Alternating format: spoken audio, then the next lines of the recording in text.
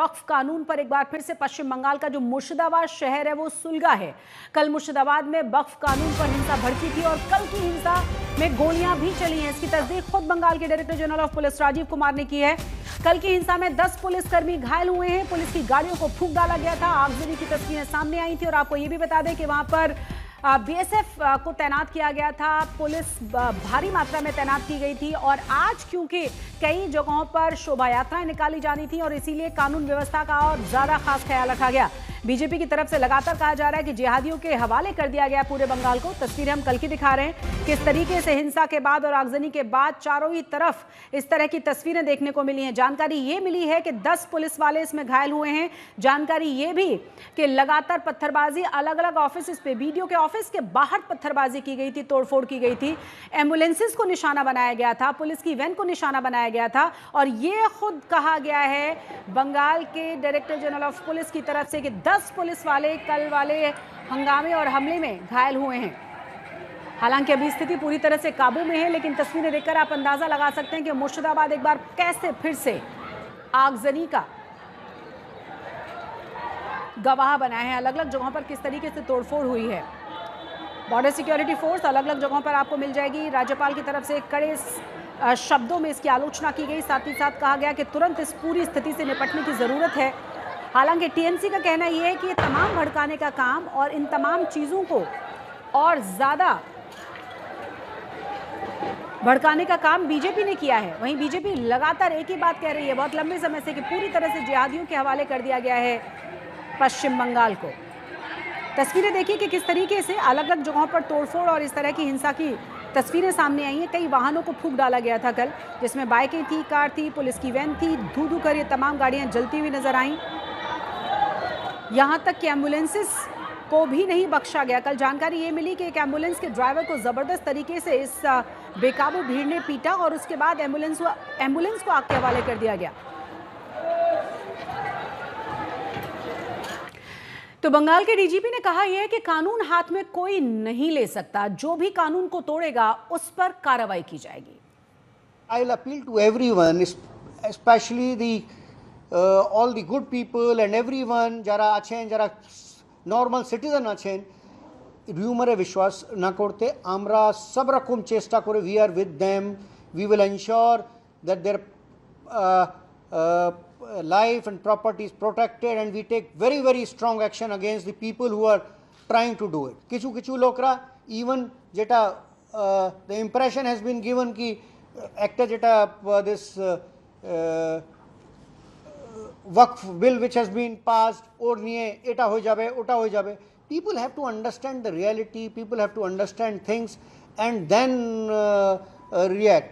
এটা করলে anyone who is taking is law in his hands, we will deal with him very very strongly.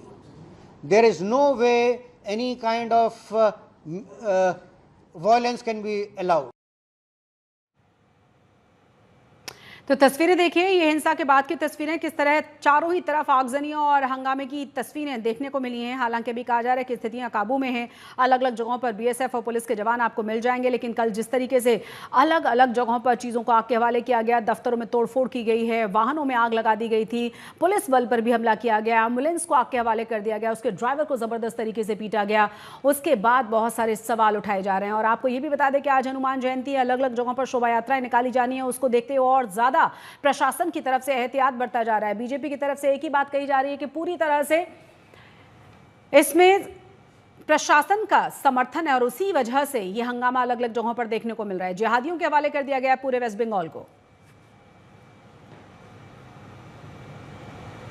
तो मुर्शिदाबाद हिंसा पर सियासत शुरू हो चुकी है। दोनों ही तरफ से आरोप प्रत्यारोपों का दौर जारी है। आपको यह भी बता दें कि टीएमसी और बीजेपी के भीतर अब जुबानी जंग शुरू हुई है।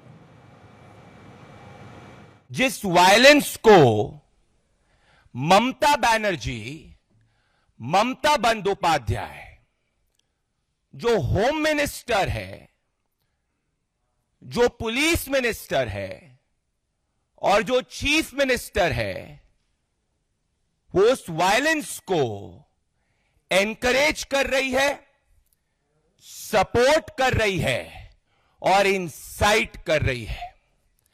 The violence in Bengal the targeted anti Hindu violence in Bengal, जो anti Hindu targeted violence Bengal के अंदर हो रहा है, इसको ममता बनर्जी का संरक्षण है, इसको ममता बनर्जी एनकरेज कर रही है और इसको ममता बनर्जी पनाह दे रही है। देश भर में वक्फ अमेंडमेंट बिल को जब संसद द्वारा पारित किया गया तो देश में एक एक्सेप्टेंस है, एक खुशी की लहर है और कुछ पीसफुल प्रोटेस्ट चल रहे हैं।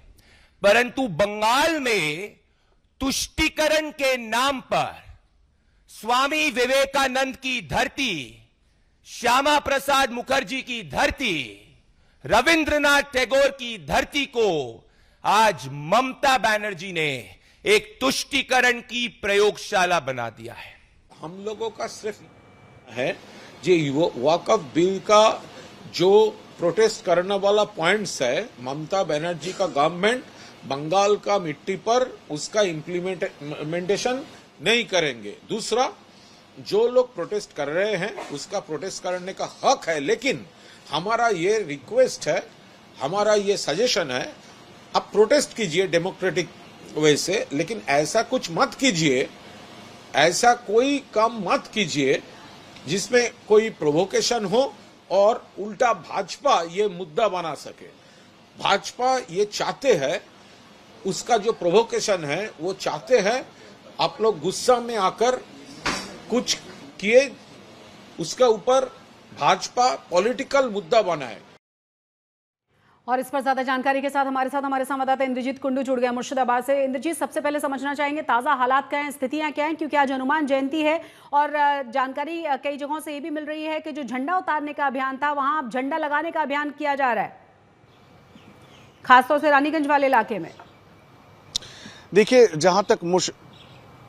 जहां तक मुर्शिदाबाद का सवाल है, यही सबसे ज्यादा वायलेंस प्रोन इलाका है और कल आपने देखा जिस तरह का विजुअल्स इस वक्त हम दर्शकों को दिखा रहे हैं, मुर्शिदाबाद की सिचुएशन में काबू पाने की कोशिश पुरजोर से पुलिस कर रही है। कुछ देर पहले डीजी ने भी बात की, उन्होंने कहा अभी तक सिचुएशन कंट्रोल में है, लेकिन इसके साथ साथ उन्होंने ये भी कहा कि किसी भी तरह से किसी भी समय ये फिर से भड़क सकती है और यही कारण है कि एडिशनल फोर्स यहाँ पे डिप्लॉय किए जा रहा है। सिर्फ बंगाल पुलिस ही नहीं, बीएसएफ भी तैनात है इस वक्त, क्योंकि बंगाल पुलिस का जो फोर्स है, और हम गए थे उस इलाके में जहां पे कल रात से हिंसा हो रही है, फोर्स जो है वो एडिक्वेट नहीं है बंगाल पुलिस का, और यही कारण है कि कुछ जगह पे हम लोगों को बंगाल पुलिस के अफसर दिखे भी नहीं थे सुबह अर्ली मॉर्निंग, और अब वहां पे बंगाल पुलिस के जो पर्सनल है वो पहुंचना शुरू किए हैं।